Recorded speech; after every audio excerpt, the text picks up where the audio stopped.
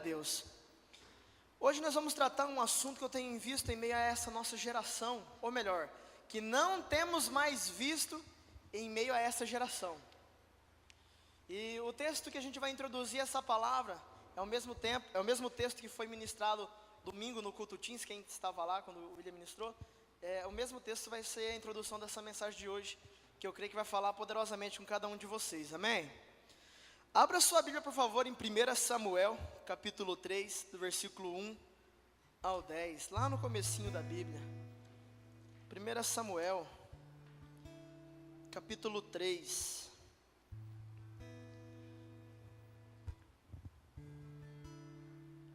O tema dessa noite é: a nuvem certa nem sempre é a melhor nuvem aos nossos olhos, só que ela é a certa. Isso vai falar com cada um, como Deus tem falado muito comigo nesses últimos meses, nos meus conflitos interior, nos meus problemas particulares, que às vezes eu não manifesto para cada um de vocês que estão aqui, mas os meus conflitos até mesmo com a igreja, com o meu líder, o nosso pastor, muitas vezes com as pessoas que ministram e edificam as nossas vidas, conflitos que acabam sendo gerados com o tempo. Só que hoje a gente vai aprender muito com eles e aprender a usá-los a nosso favor. 1 Samuel capítulo 3, versículo 1 ao 10.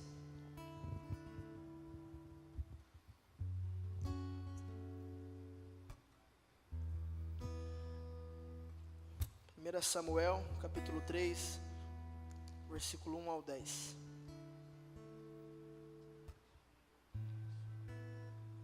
Diz assim: E o jovem Samuel servia ao Senhor perante Eli, e a palavra do Senhor era de muita valia naqueles dias, não havia visão manifesta. E sucedeu naquele dia que, estando Eli deitado ao seu lugar, e os seus olhos começavam a escurecer, pois não podia ver. E estando também Samuel já deitado, antes que a lâmpada de Deus se apagasse no templo do Senhor, onde estava a arca de Deus, o Senhor chamou a Samuel e disse ele: Eis-me aqui. E correu a Eli e disse: Eis-me aqui, por que tu me chamaste? Mas ele disse: Não te chamei eu, torna a deitar-te. E foi e se deitou. E o Senhor tornou a chamar outra vez a Samuel. E Samuel levantou e foi a Eli e disse: Eis-me aqui, porque tu me chamastes. Mas ele disse: Não te chamei. Meu filho meu, torna-te a deitar-te. Verso 7. Porém Samuel ainda não conhecia ao Senhor, e ainda não lhe tinha sido manifestada a palavra do Senhor. O Senhor, pois, tornou a chamar a Samuel a terceira vez. E ele se levantou e foi a Eli e disse: Eis-me aqui, porque tu me chamastes. Então entendeu Eli que o Senhor chamava o jovem. Por isso Eli disse a Samuel: Vai deitar-te, e há de ser que, se te chamar, dirás: Fala, Senhor, porque o teu servo ouve. Então Samuel foi e se deitou no seu lugar.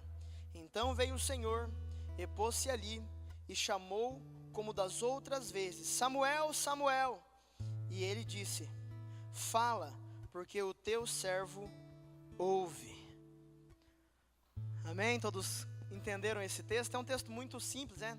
Não precisa de muitas explicações teológicas para entender ele, mas eu quero que você entenda algo que ele quer nos dizer nos dias de hoje, que ele quer nos ensinar através dessa passagem. Samuel, ele era discipulado pelo sacerdote Eli. A mãe dele consagrou e entregou ele ao sacerdote para que o sacerdote o ensinasse durante toda a sua vida.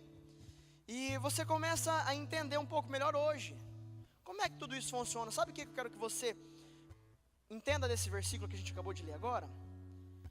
Quem são o Eli na nossa vida hoje? Quem são nossos sacerdotes hoje em nossa vida, aqui nessa terra, aqui nessa igreja, aí na tua rede? Quem é o teu sacerdote? Quem é aquele que te dá as direções? Quem é aquele que fala em tua vida? Por exemplo, Samuel não sabia quem que era aquela voz. Tanto é que ele pensou que era do seu sacerdote, porque talvez lembrava, né? Uma voz de autoridade. E ele chegou ao sacerdote e falou: Eis-me aqui, Senhor. E depois de 3 vezes o sacerdote entendeu. Por que o sacerdote entendeu? Samuel não ia entender até o amanhecer, irmão. Ele ia ficar a noite inteira sendo chamado, ia ficar indo lá e não ia entender. Mas o sacerdote entendeu. Não demorou muito, só 3 vezes. Às vezes a gente erra tantas vezes num lugar só e demora 10 vezes, né? Ali foi só 3. Então ele falou, ó, é o Senhor que está te chamando.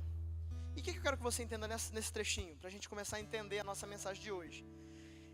É que os nossos líderes, as pessoas ao qual Deus colocou sobre nossas vidas, em nossa rede, em nossa igreja, no pastoreio, aonde você está plantado, as pessoas que Deus colocou para te edificar, essas pessoas, elas são um tipo do quê? Um tipo de Deus na sua vida.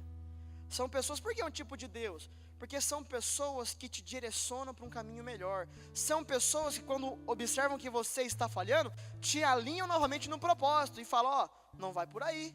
Quantos aqui já ouviu isso do seu líder, do seu discipulador, do seu supervisor, do seu pastor? Eu já ouvi muitas vezes. E nem sempre, irmãos, a gente ouve aquilo que exatamente a gente gostaria de ouvir naquele momento, né? Eu falo para a Amélia muitas vezes, a gente brinca, né? Nossos conflitos que tem, irmão. Todos nós temos, é um ciclo de vida. Então tem momento que você está bem, momento que você está mal, que você está bem, que você está mal. E a vida vai ser assim, esse ciclo. A questão é como lidar no momento ruim. Eu lembro que nos momentos de dificuldade, eu falando com a Amélia uma vez, desabafando com a minha esposa em casa, falei, mas caramba, amor. Rapaz, eu faço tudo que eu dou o meu máximo. Aí chega o meu líder, né? E fala, ó, e aquilo ali? Mas tem 10 coisas aqui, ó, bonita. Não, mas e aquilo ali? Falei, aquilo ali ainda não foi feito então, né? Você pode ser melhor, né? E aqui eu falo, mas não acredito nisso. Eu acho que você deve ter alguém assim na sua vida, né? Sei lá, o pai, a mãe. Normalmente o pai e a mãe às vezes é muito bonzinho, né? Muito amor e acaba passando a mão na cabeça. Mas tem pessoas que Deus coloca para nos ensinar isso. Quando você acha que você está bom, Ele vai te levar a entender que você não está tão bom assim. Quando você acha que você está no caminho certo, Ele vai te ensinar a ir para um caminho melhor. Quando você acha que o seu 100%, que os seus limites já chegaram. Quantos daqui? Eu sei, irmãos. Eu sei, eu convivo com muitos jovens, muitos líderes, muitas pessoas na igreja. E eu percebo, chega para conversar com o bispo, chega para conversar com o líder e fala, ó, ai, para mim já deu, não aguento mais, estou cansado, é muita coisa para mim fazer e tal e tal. E aí o bispo nos ensina isso, ele me ensinou muito isso. Tanto é que agora eu já não chego com esse mesmo papo, já mudou minha conversa. Porque ele fala, Paulinho, se você já não está aguentando mais desse jeito, com 60, 80 jovens num culto, se você não está aguentando já com 15, 18 células na rede, é isso. Você foi chamado para isso, para cuidar disso. Mas a gente não quer só isso, irmão, a gente quer ir muito mais além por Cristo. A gente quer alcançar muito mais almas para Jesus. Então, só isso que você tem vivido não é só isso que Deus quer para você. Deus quer te levar muito além de tudo isso. Só que muitas coisas têm nos prendido a não conseguir alcançar isso. E uma das coisas são essas. Nós temos tido dificuldade de ouvir a voz daquele que Deus colocou em nossas vidas para nos direcionar. Até mesmo do próprio Deus, irmãos. Entenda isso. Deus vai falar com você também. Mas tem uma certeza também que é muito absoluta, né? Certeza, né? Que o seu líder também vai ser usado por Deus para te ajudar. E para te ajudar você entende, né? Para te, para te chacoalhar, para te moldar, para te ensinar. Tem que ter pessoas assim para nos constranger. Eu brinco, eu falei com o pastor Fred semana passada. O pastor Fred já é pastor há alguns anos, já há bastante anos na verdade, né? E ele está na nossa igreja agora de alguns anos para cá. E ele é uma bênção demais, ele é um exemplo para mim. E eu sou professor do tal 2, do tal CTL, né? Eu sou professor dessa turma. E ele está fazendo essa turma, porque ele veio de outra igreja e tal, ele está aprendendo a nossa visão. E ele senta me escutar, e ele tem idade para ser meu avô. Tanto é que ele é avô do Vitor, que toca aqui, tá? Ele tem idade de ser meu avô. Só que ele senta, me escuta, e no final ele fala bem assim, Paulinho, você não sabe o quanto que eu estou aprendendo com você. E a última vez agora que isso aconteceu, quer dizer, a última, foi a primeira também. Ele falou isso, você não sabe como que eu fiquei constrangido, porque a gente percebe o que Deus faz com a gente. Até em meio, às vezes, a um elogio que você talvez receba, você fica constrangido e Deus fala contigo, não deixa isso subir para a cabeça não, viu? Não deixa isso te tirar do foco não. E eu percebo que muitas pessoas não têm tido essa flexibilidade, igual esse homem de Deus tem. De aprender com qualquer um, de ouvir as pessoas que Deus colocou em sua vida, de ouvir o que Deus quer de você, custe o que custar. Às vezes tem que deixar o seu serviço, tem que deixar a tua família, tem que partir. Se Deus falou, amigo, não perca essa oportunidade. Às vezes ela pode passar e demorar tanto tempo a voltar. Os irmãos estão entendendo? Amém? Amém. Abra sua Bíblia em Provérbios, por favor.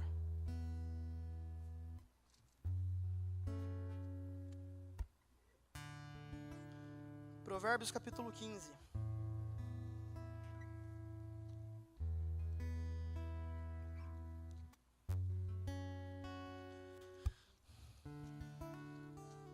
Enquanto você encontra, deixa eu falar algo com você. Provérbios capítulo 15, versículo 22. Enquanto você procura aí, deixa eu só terminar essa parte de 1 Samuel. Então, a tipologia de nossos líderes é um tipo de Deus para nós. É a pessoa que é o canal de Deus para a nossa vida, como o sacerdote Eli era para a vida de Samuel. Tanto é que ele pensava que era ali que estavam chamando, porque era semelhante. Porque quando ele precisava saber alguma coisa, era Eli que o ajudava, era Eli que era o suporte, era a base para ele. E agora eu quero te fazer uma pergunta. Você jovem que está hoje me ouvindo, quais são as vozes que você tem dado ouvido?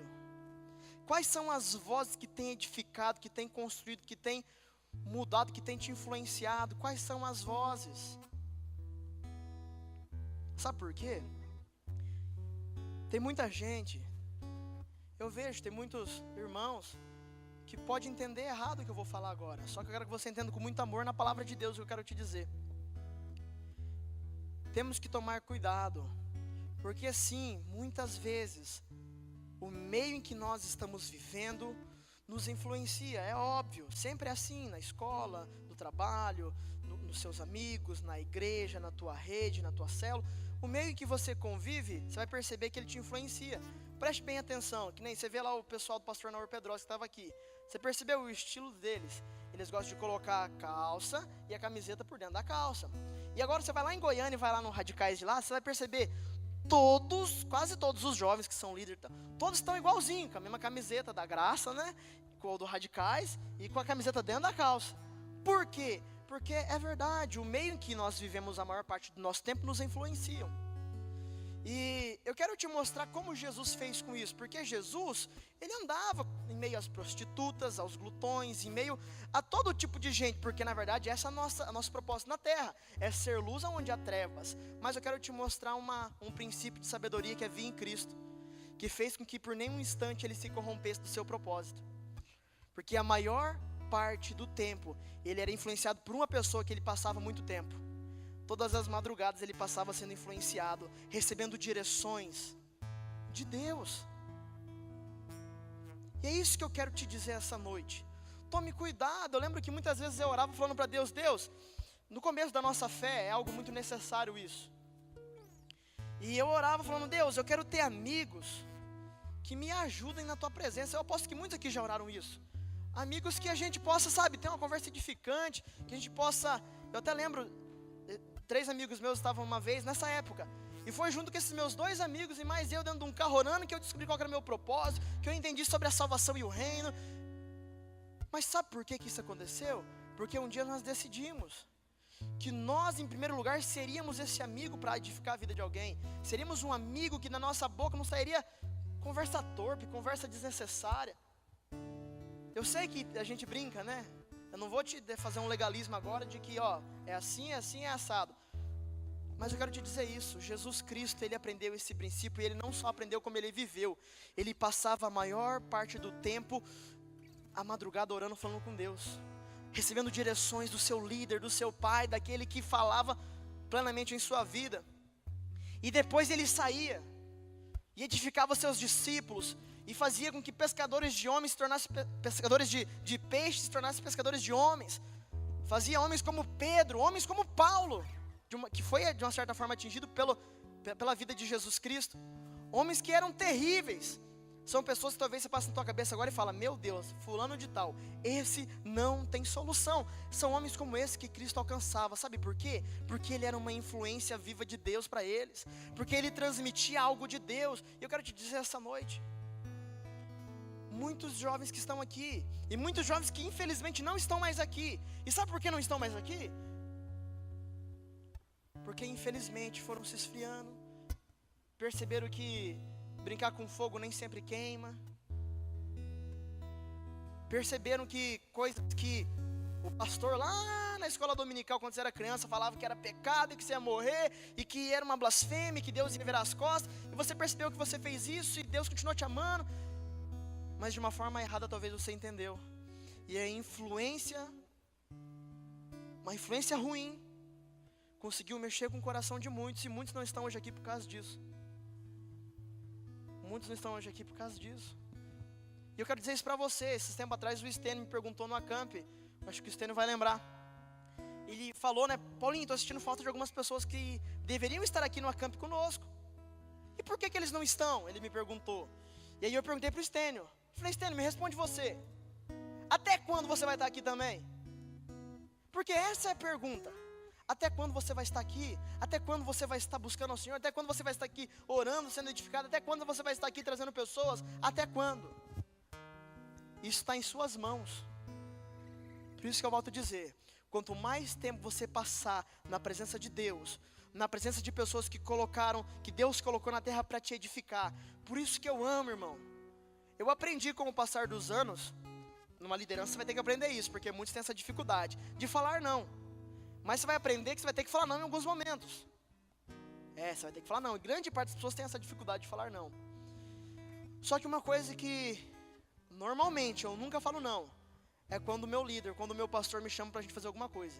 Vamos caminhar? Vamos ali fazer alguma coisa? Vamos ali me ajudar não sei o quê? Eu sempre estou disponível, porque eu sei o quanto bênção é, o quanto Deus nos abençoa, estando com pessoas que nos levam, que nos constrange, que nos confrontam, que nos ensina, que nos fazem ser melhor, que nos avisam que o buraco está chegando, e que desse jeito não vai dar certo. É importante termos tempo com pessoas que têm nos levado diante de Deus. Aí em Provérbios, onde você está, capítulo 15, versículo 22, está escrito, ó. Capítulo 15, verso 22. Quando não há conselhos, os planos se dispersam, mas havendo muito conselheiros, eles se firmam. Isso eu acho que está diferente ali, né? Mas o princípio é o mesmo, dá para entender. E muitas pessoas às vezes não têm entendido isso. Eu creio que se você perguntar para qualquer jovem, qualquer adulto que ainda é muito novo, que você percebe que tem alcançado um certo sucesso em alguma área, se você perguntar para essa pessoa, qual que é o segredo do seu sucesso? Ou para várias outras pessoas que você perguntar que tem algum sucesso na vida, tanto com Deus, quanto no seu empreendimento, quanto no seu casamento, em todas as áreas que tem a vida, você vai perceber que uma coisa que pessoas como essas têm um hábito de fazer, elas aprenderam a ouvir conselhos. Então eu quero te dizer, se você aprender este princípio de ouvir conselhos, você vai perceber em Salomão, ele tinha vários conselheiros, porque está na palavra de Deus, que na multidão dos conselheiros vem a sabedoria. E nessa vida, queridos, nesse propósito, aprenda isso, é importante andarmos em sabedoria, é importante nos aprendermos com cada detalhe, é importante ouvirmos conselhos. De quem? Primeira pessoa, pessoas que te amam e te querem bem. Só que você tem que tomar cuidado, porque assim, eu tenho homens de Deus que são meus conselheiros. Só que assim, eu peço conselho em algumas áreas, em outras não. Porque infelizmente, poucos são aqueles que têm sucesso em todas as áreas da vida. Mas eu quero aprender sobre como cuidar melhor das minhas finanças, ou do meu casamento, ou do ministério.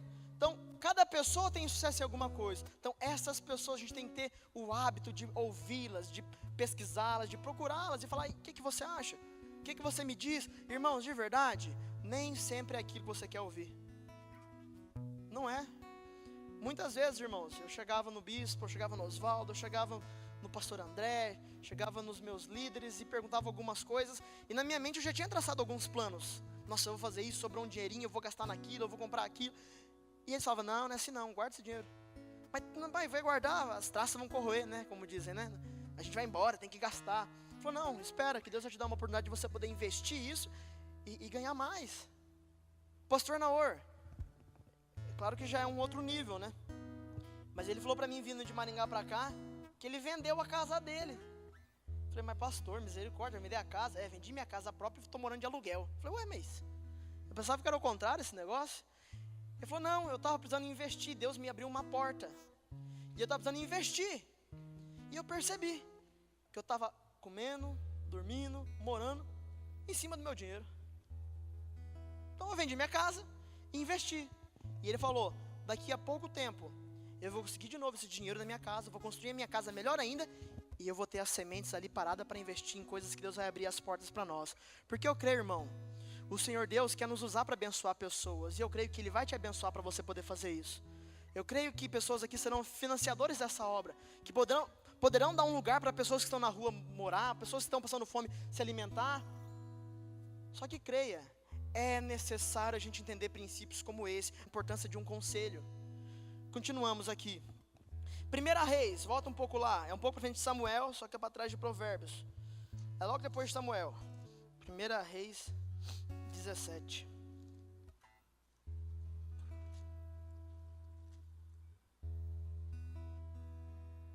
Isso, 1 Reis 17, versículo 2. Diz assim a palavra de Deus, 1 Reis 17, verso 2. Depois veio a ele a palavra do Senhor dizendo: retira-te daqui e vai para o oriente, e esconde-te junto ao ribeiro de Querite, que está diante do Jordão, e há de ser que beberás do ribeiro, e eu tenho ordenado aos corvos que ali te sustentem. Foi, pois, e fez conforme a palavra do Senhor, porque foi e habitou junto ao ribeiro de Querite, que está diante do Jordão, e os corvos lhe traziam pão e carne pela manhã, como também pão e carne à noite, e bebia do ribeiro. E sucedeu que, passados dias, o ribeiro se secou, porque não tinha havido a chuva na terra. Essa passagem eu quero que você observe só esse detalhe. Deus enviou, foi Elias que foi enviado aqui, e falou bem assim: Elias, você vai, e eu vou pedir aos corvos que te dê de comer, beber, de comer carne, comer pão. Agora imagine, irmão, em outra palavra, os corvos seriam para nós brasileiros aqui nessa terra, os urubus. Sabe que tem uma dupla aí de urubus que anda na cidade aí em cima dos mercados, você já viram? Então imagina aquele bicho pegando carne, pegando pão e trazendo para você. E eu tenho certeza absoluta que eles não vão dentro do mercado para comprar o pão e a carne, eles vão pegar de algum lugar. E tem uma grande probabilidade, se você estuda um pouquinho sobre os animais, sobre ciência, que urubu não come aquela carne de primeira, né? Marmitex. Não. Normalmente não vai nem na lixeira pegar, irmão. Ele vai em algum lugar, em algum pasto, onde tem um boi que está morto, onde tem uma ovelha que está morta, algum bicho que está podre já, decompondo. E aí ele vai lá, arranca um pedaço de carne. Normalmente ele comeria, mas Deus mandou esse corvo levar essa carne maravilhosa para Elias. Então o corvo ia lá levar uma carninha para Elias. Como diz os irmãos grandão, né, forte, é batata, doce e frango. E eu perguntava, mas não te enjoa? Não interessa, eu vou comer o ano inteiro, todo dia. Eu acho que é mais ou menos essa pegada. Não interessava o sabor, o importante é que ele comia aquela proteína todo dia. E o que você quer dizer com isso, Paulinho? Perdi até a fome de comer um lanche depois do culto? Não, eu quero que você entenda outra coisa com isso. Eu quero que você entenda que aquilo que você precisa, aquilo que Deus sabe que você necessita se alimentar, necessita receber, Ele vai colocar nas mãos das pessoas que Deus colocou sobre você. É do seu líder de célula mesmo, é do seu discipulador, é do seu supervisor, é do seu pastor. Deus vai colocar na mão dessas pessoas o que você precisa receber, o que você precisa se alimentar. Só que aí que está, num caso como esse, irmão, ó que eu não sou muito enjoado não, mas ainda mais com alimentação, né? Mas num caso como esse, irmão, provavelmente eu não ia querer comer não. E aí eu te pergunto, como é que você tem tratado as pessoas que Deus colocou sobre a sua vida para te dar o alimento que você precisa comer? Não porque é saboroso, não porque você gosta, mas é porque vai te fazer bem, é o que você precisa para não morrer. Tem uma frase, não sei se é da Luiz, eu lembro até que o André usou ela esses dias na pregação dele aqui, que o Senhor envia o teu presente que você precisa numa embalagem que normalmente você não gosta mesmo. Então receba isso. Porque muitos, talvez, enquanto eu estou ministrando aqui, está falando, mas o Paulinho não sabe quem que é meu líder. Ele não sabe. Para com isso, irmão. Se Deus colocou, Deus sabe por que colocou essa pessoa sobre a sua vida. Então só recebe e fala: Deus, eu te amo.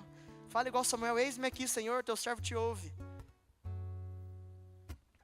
É importante entendermos isso. Mas eu quero te fazer uma pergunta. A gente percebeu que as pessoas que Deus colocou sobre nossas vidas, Deus colocou para que nos edifique, para que nos deixe sempre alinhado a um propósito, para que nos puxe a nossa orelha. Isso a gente entendeu. E a gente também entendeu com os provérbios de Salomão a importância de um conselho. E a pergunta é: mas por que mesmo assim as pessoas não ouvem e as pessoas não fazem aquilo que ouvem? Porque passa sábado, passa domingo após domingo, e o bispo fala e corrige, e às vezes confronta, e por que mesmo assim nós não ouvimos? Por que assim nós temos dificuldade de receber uma correção, um confronto, uma direção? Sabe por quê? Tem três coisas que não mostram o porquê disso. Sabe qual que é a primeira? Paulinho, verdade, eu tenho dificuldade. Eu tenho dificuldade de ser submissa à minha mãe, a meu pai. É porque assim, irmão, você tem que entender. Não é aquilo que você acha, porque eu sei que aqui está cheio de jovens filósofos que falam bonito sobre isso. Eu conheço alguns maravilhosos, que para falar uma beleza, irmão, prega melhor que eu se eu botar o microfone aqui na frente agora. Só que eu quero que você agora entenda, enxergue a tua realidade de vida. E eu vou voltar a falar agora aqui. Muitos talvez tenham essa dificuldade. É verdade, Paulinho, eu tenho dificuldade de obedecer a minha mãe, de obedecer meu pai, de ser submisso a eles, de honrar eles. Paulinho, eu tenho dificuldade de ouvir os conselhos do meu pastor, da minha pastora, do meu líder. Eles não sabem o que eu estou passando, eles não sabem o que eu estou vivendo.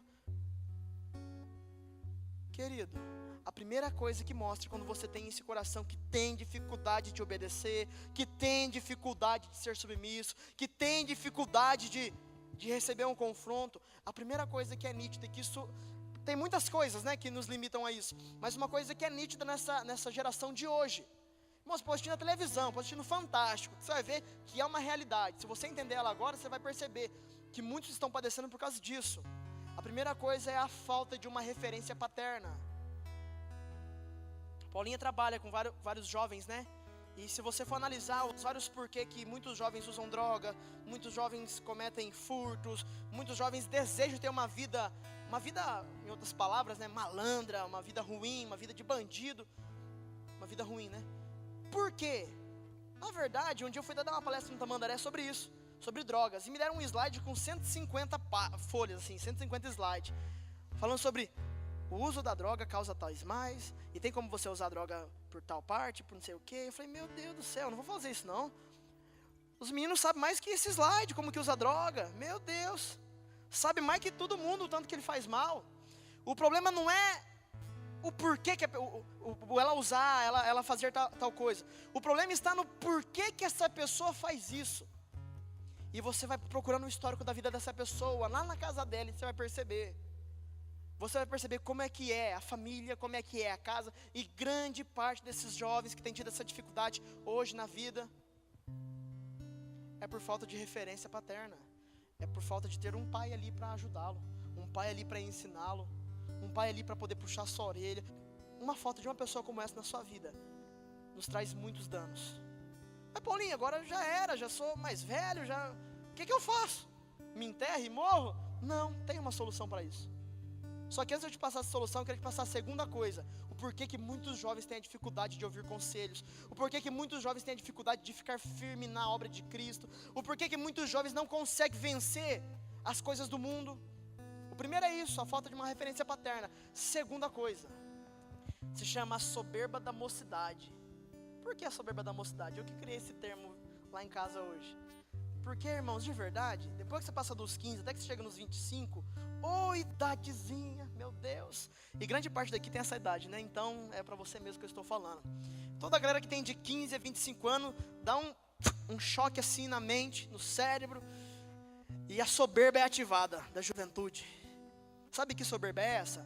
É aquela que todas as autoridades, pai, mãe, professor, líder, pastor, todo tipo de autoridade, são todos desatualizados, não entendem o que você está passando e você sabe o que você quer fazer da vida.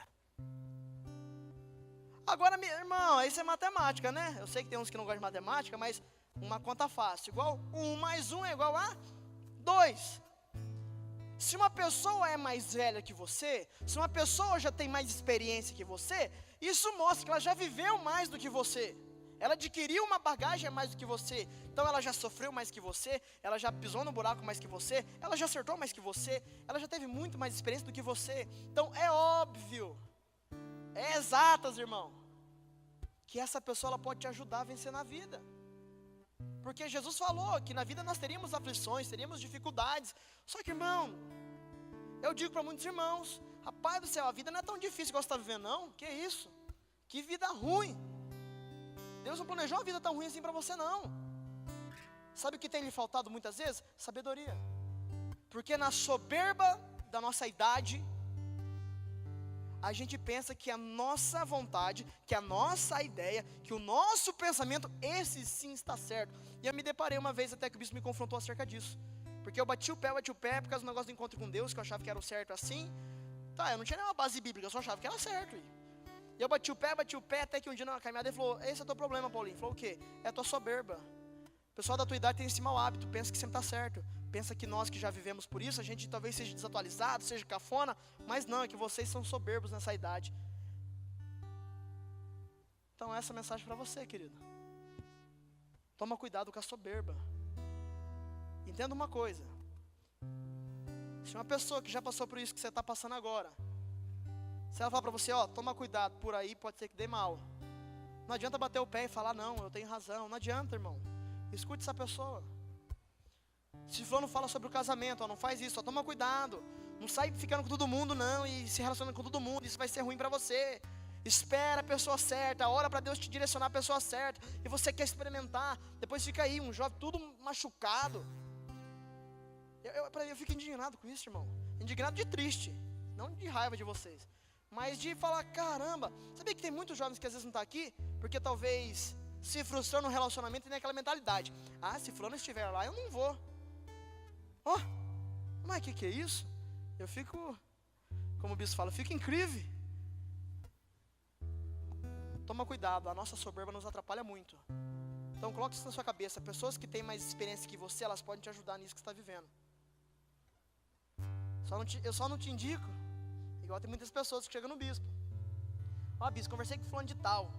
Ele falou que infelizmente tem coisa que não dá jeito, eu vou ter que separar mesmo, divorciar, porque não vai dar. Mas quem é fulano de tal? Ah, é fulano aquele lá que se divorciou 5 vezes já. Tem 6 filhos. Um de cada casamento e um de quando era moço. Toma cuidado também, né? Jesus está em todos, mas nem todos gostam de andar naquilo que Jesus pede. Então toma cuidado. Toma cuidado quem você ouve. Mas dê importância a conselho, não deixe que a tua soberba te engane. Se tua mãe falou, para, não faz isso que vai dar errado, escute ela. Porque se você não se escutar, você vai bater a cabeça na parede e vai ser muito pior. E a terceira coisa, já para a gente chegar no final da nossa mensagem. Qual que é a terceira barreira que nos atrapalha de conseguirmos entender, de conseguirmos estar alinhados a uma obediência, a uma submissão, a uma lealdade em Deus, em nossa igreja, com nossos líderes? A terceira coisa, eu até quero convidar vocês. A gente vai começar segunda-feira, amanhã inicia, né? Mas segunda-feira começa a leitura do livro A Isca de Satanás, a Ofensa. Essa é a terceira coisa que mais nos limita hoje aqui na obra. Se você quiser participar, a gente vai estar durante 21 dias, estudando, orando e jejuando sobre essa palavra, sobre este livro, sobre este assunto, aqui no Salão Superior. Eu quero te convidar, por favor, participe, vai ser muito importante para você, porque essa é a terceira arma que eu quero te dizer que o diabo tem usado com tanta força no meio da humanidade. É o que tem parado mais cristãos, é isso. É o que tem feito o maior número de pessoas se suicidarem, é isso, a ofensa. Tudo com base na ofensa. Abra sua Bíblia em 2 Coríntios, por favor. Capítulo 10.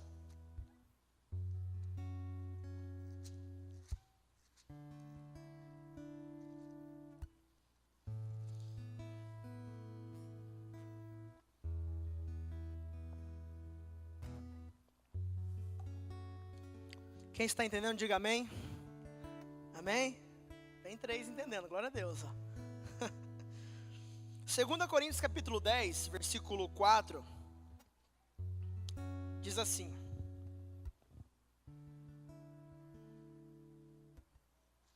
De novo, irmão. Estou em 1 Coríntios, Jesus. O que está acontecendo? 2 Coríntios 10, versículo 4. Está escrito: porque as armas da nossa milícia não são carnais, mas sim poderosas em Deus para a destruição das, me ajude por favor, das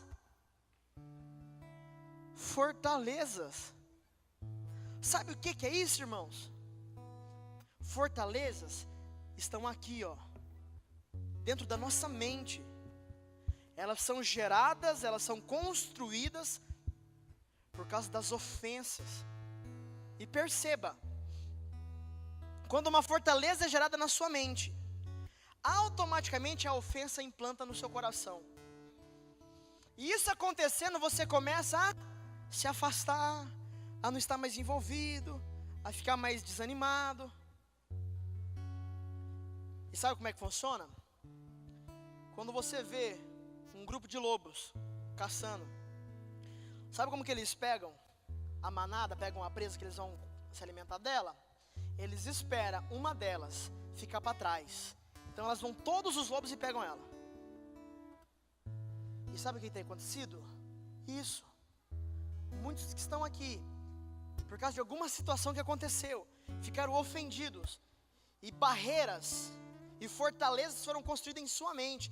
E cada vez que passa, você tem se afastado mais das pessoas que querem te abençoar, das pessoas que Deus colocou para te ajudar nessa terra, nesse ministério, no seu propósito. E sabe o que acontece com você? Você vira presa fácil dos lobos.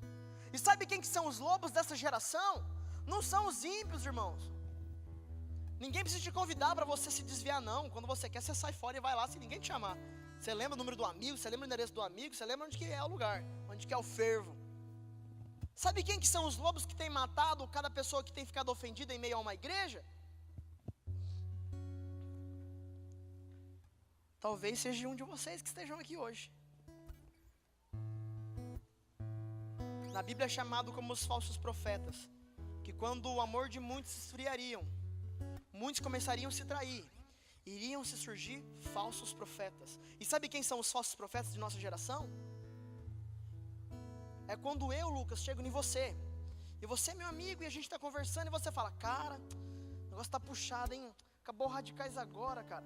E aí já tem o EPL, velho. E aí minha galera não tem dinheiro, e eu não sei o que eu faço. A mente dele não está em pensar em alguma coisa para uma cantina, alguma coisa para fazer. Ele tá desabafando que ele está cansado, está começando a cansar disso. E aí eu, sendo o falso profeta naquele momento, vou falar para ele: cara, mas para que você está passando por isso? Faz que nem eu.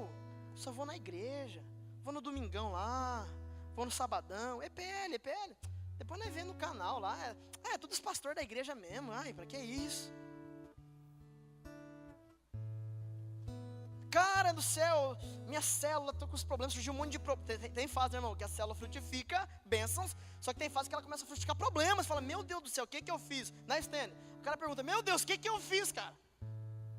O universo está conspirando contra mim. É, irmão, esse momento chega para todo mundo, viu? Se não chegou, se prepara. E aí, sabe o que você faz? Chega naquele teu brother. Qual brother? O que você fica mais à vontade, né? Qual? O que não está nem aí com nada de Deus. O que não quer saber de célula, não quer saber de reunião, não quer saber de nada. Porque essas coisas nos cansam. Claro que cansa, irmão. Se você quer ser um adolescente jovem igual a todos, fica o dia inteiro tomando tererê na rua, não fazendo nada, nem para Deus, nem para ninguém, irmão. Se a tua vida é essa, ficar só fazendo nada, irmão, meus sentimentos. Porque eu creio que jovens foram chamados para levarem o evangelho, para levarem a Jesus Cristo. Mas tem muitos que não querem, porque essas coisas cansam. Porque, poderia estar agora com meus amiguinhos, mas não, vou ter que ir lá na igreja, na reunião. Poderia estar agora fazendo nada, descansando, mas vou ter que ir lá cuidar de uma célula. Poderia agora, depois do trabalho, poder descansar, assistir minha série favorita, mas hoje é o dia que eu tenho minha célula. E aí muitas pessoas chegam nesse conflito, e chegam na pessoa, naquele coleguinha, e fala: cara, tá difícil, hein? Nossa, não sei mais se eu vou aguentar. E o que o irmão, sendo um falso profeta da geração de hoje, vai dizer para você? Para, rapaz, obra de Deus não pode ser forçado, não pode ser obrigado, tem que ser com amor. Não está dando, vai orar, vai amar, vai. Irmão, Eu, por experiência própria, esse ano inteiro que passou, eu fui muito disso. Eu falei com o bispo, esse negócio de meta, de objetivo, de alvo, não é bem assim. Está muito opressor, está muito pesado, temos que ser mais amor, mais isso. E eu percebi, irmão, é verdade, a nossa base tem que ser o amor mesmo, em tudo. Se qualquer coisa que você faz não tiver amor, não vai estar valendo de nada. Então é importante que seja com amor, porque você vai trabalhar à toa, trabalhe para algo que vale a pena. E eu percebi que na verdade isso foi um sofisma do diabo lançado em mente de muitos, assim como eu passei por isso, falei com o meu pastor na época, e na verdade isso era uma forma da gente se acomodar, da gente sentar, da gente ficar morgado, parado.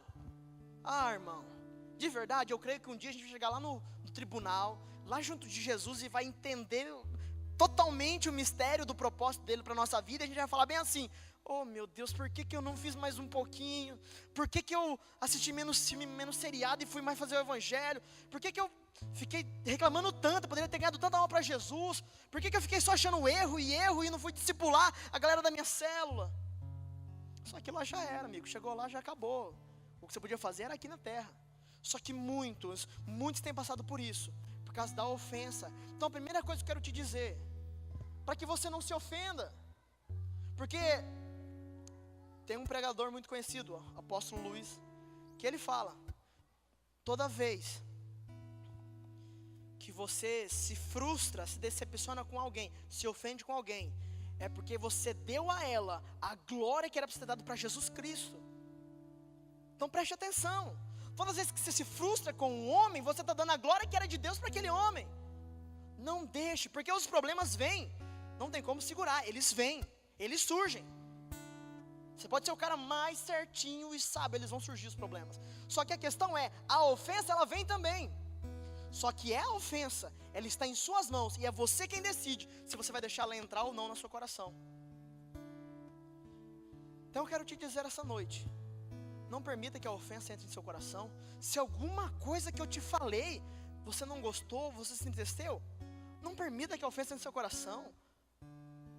Lembra da cruz de Jesus Cristo. Se o teu líder, irmão, se fosse assim eu estava dentro da água. Toda vez que o bispo me confrontasse, eu ficasse ofendido, eu já estaria morto há muito tempo. Eu já teria desviado há muito tempo. Porque pessoas que Deus coloca na sua vida, sabe o que ela vai falar para você? Não está bom, você pode ser melhor. E sabe até quando? Até quando você morrer. Porque elas sempre vão desejar o melhor para você. E segunda coisa, e como eu faço, Paulinho, com os irmãos que já estão ofendidos? Irmão, isso é complicado, hein? Deixa eu te falar o que você vai fazer. A Bíblia fala que irmãos que estão ofendidos são como homens embriagados. Olha lá, Provérbios capítulo 18. Não é essa passagem da embriaguez, mas olha como que é forte. Já estamos chegando ao final, viu? Amém? Provérbios capítulo 18, verso 19. Diz assim: o irmão ofendido é mais difícil de conquistar do que uma cidade inteira forte, e as contendas são como os ferrolhos de um palácio. Você compreende quando alguém está ofendido, como que é difícil? Salomão, que tinha um exército gigante, que conquistava tantas cidades, falou: conquistar um irmão ofendido é muito mais difícil do que conquistar uma cidade inteira. Calcula, irmão, uma cidade inteira. Naquela época tinha muralha, tinha soldado, tinha tudo. Mas ele falou: não, conquistar um irmão ofendido é mais difícil. E o que a gente tem que fazer com os irmãos que estão ofendidos? Primeira coisa que você tem que entender, primeira coisa, a Bíblia vai nos mostrar também que, como eu falei agora em pouco, que irmãos ofendidos são como homens embriagados. Sabe quando você está ali com a sua família, indo numa lanchonete, e aí chega um camarada bêbado, aquele bêbado mesmo, que você conversa um pouco, você começa a ficar bêbado também, só no cheiro. Tem. E ele começa a falar um monte de coisa para tua família, para o seu filho, para não sei quem, umas asneiras, umas bobagens. O que você faz? Tem uns irmãos que são carnal que vão querer bater no bêbado, né? Tem uns aqui muito espiritual que vão querer pregar pro bêbado. Mas não, brincadeira. O que a gente faz com a palavra que ele falou ali para tua esposa, para o teu filho? O que você vai fazer com aquelas palavras? Nada, irmão. Tá bêbado. O cara tá bêbado. Amanhã talvez ele vai lembrar de alguma coisa. Olha lá. Bêbado nem lembra direito o que fez no outro dia. Por isso tem alguns ditados que é muito ruim sobre bêbado. Eu não vou falar esses ditados aqui na igreja. Mas eu quero te dizer, as pessoas que estão ofendidas são como pessoas embriagadas. Então quando uma pessoa que está ofendida vir, sei lá, o teu irmão que está a vida inteira contigo do teu lado, teu brother da caminhada, sei lá, o teu líder. O líder ofendido, irmão, tem de tudo, irmão. Vamos na terra, meu Deus. O que mais tem aqui é de tudo. O teu discípulo, aquele que você ganhou para Jesus. Não interessa quem, quando pessoas que estão ofendidas te ofenderem, te desrespeitarem, te falarem alguma coisa contra você, sabe como você tem que agir? Dessa mesma forma. Ele não está bem. Lembra como Jesus se reagiu na cruz? Você se recorda? Ah, irmão, é por isso que eu não era Jesus, né? Senão eu tinha matado todo mundo naquele momento. E o que Jesus falou? Cara, ele foi humilhado. O propósito de Jesus na cruz foi a maior humilhação que pode ter existido no universo. E sabe o que ele falou mediante a tudo aquilo? O próprio Deus, Jesus Cristo, sendo humilhado por homens. Sabe como foi a reação dele no meio daquilo tudo? Ah, Senhor, perdoa cada um deles, eles não sabem o que estão fazendo.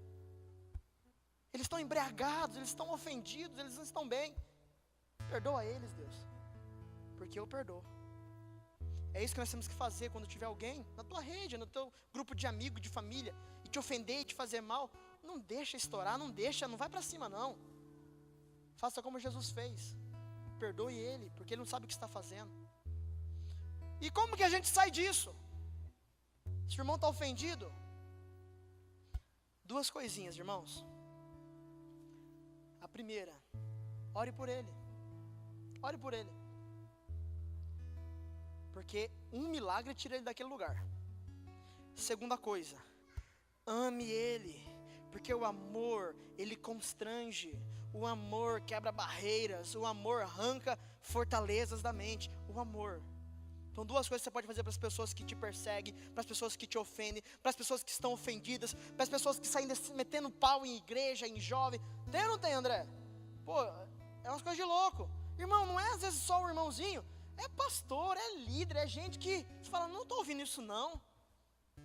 Não interessa, irmão. Sabe qual que é a tua atitude? Ora por ele, ame ele, porque é o que Jesus nos ensina nos evangelhos.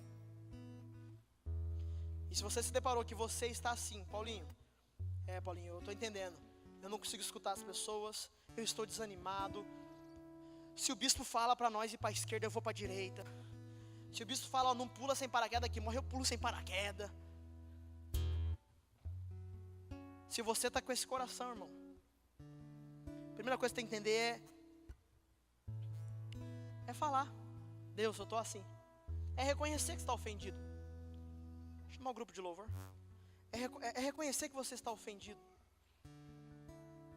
Segunda coisa, peça para Deus tirar a ofensa do seu coração. Peça, porque é só Ele e o amor que pode fazer tal coisa. E terceira coisa, escute, pratique os conselhos e as direções das pessoas que Deus colocou na sua vida. E eu digo tudo isso, irmãos, porque em muitos momentos, minha esposa está aqui, ela sabe, tem momentos que a gente fala, meu Deus, acho que coisa, hein? Não está dando certo essas coisas não, de igreja, né? Só que a gente lembra de um propósito. Todas as vezes que por algum instante, o pastor Borges fala disso muito, quer, irmão, alguém que vai te ofender muito? É o teu líder, é o teu pastor. Então é que ele fala para os discípulos dele, a primeira pessoa que mais vai te ofender e te frustrar nessa igreja sou eu. Sabe por que ele diz isso? Porque infelizmente nós criamos expectativas muito grandes em pessoas. Só que a gente esquece que as pessoas são humanas também e que elas vão falhar. Então eu quero te dizer isso. Escute o conselho das pessoas que Deus colocou sobre a sua vida. Muitas vezes eu bati o pé. Algumas experiências eu bati tanto o pé que eu tive que fazer aquilo que eu achava. E aí me dei mal e depois eu falava, bispo, o senhor estava certo. Eu deveria ter te ouvido. Só que seja sábio, irmão, seja inteligente. Não precisa sofrer para aprender. Você não precisa cair no buraco para entender que aquela rua não é boa de andar. Escuta ao Senhor. Escute as pessoas que Deus colocou na sua vida. Escute o teu pastor que está aqui, domingo após domingo, ministrando. Escuta os ministros que estão aqui, sábado após sábado, pregando. Independente de como é o caráter ou a conduta de quem está no microfone, irmão, de quem está no violão, irmão, a questão é o que está aqui na palavra. Feche teus olhos aí no seu lugar, eu vou orar por você.